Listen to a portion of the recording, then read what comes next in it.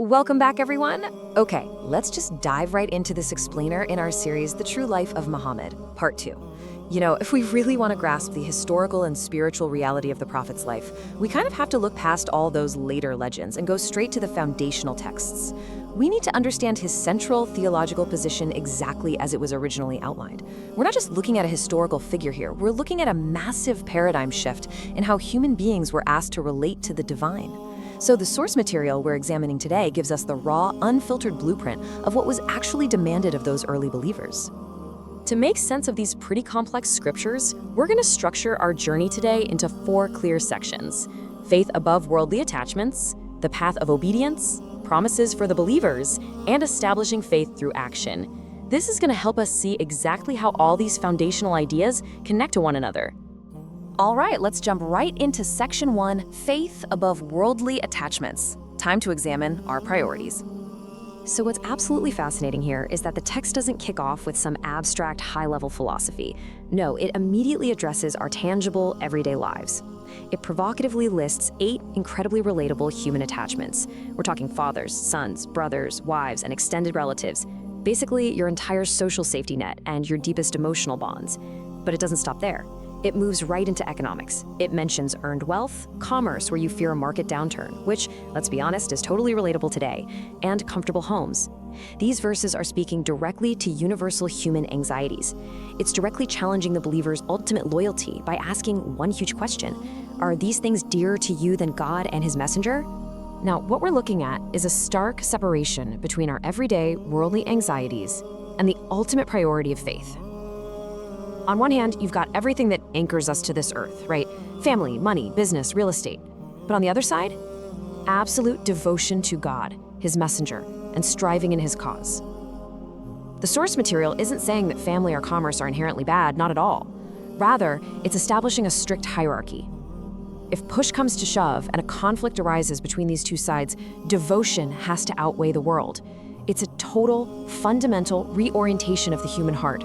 And the text is super clear about the consequences of getting this hierarchy wrong. According to the verses, failing to prioritize faith over these worldly items puts a person into a very specific category, the fasikun. This term basically translates to the defiantly disobedient.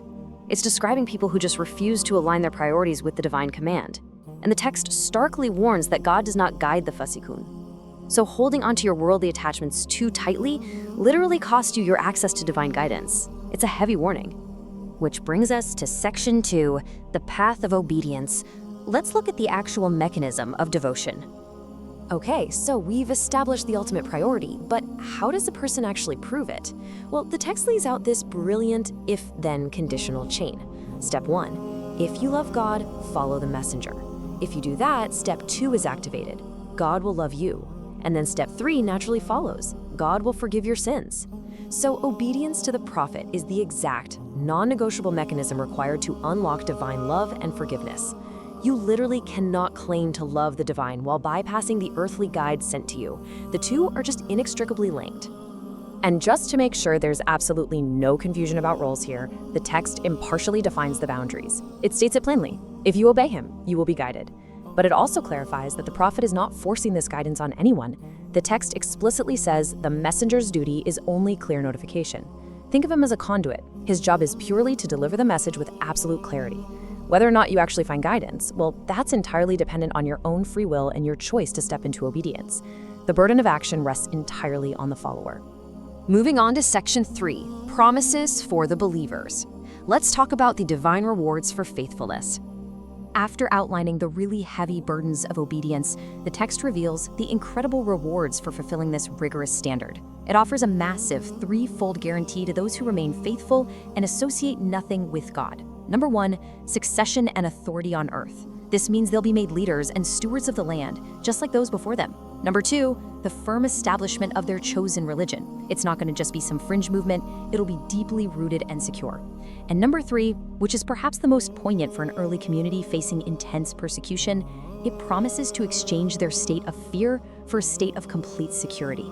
It is literally a comprehensive blueprint for societal triumph, but it's conditional entirely on their spiritual purity. And that brings us to our final part, Section 4, Establishing Faith Through Action. let's dig into the conditions of that promise.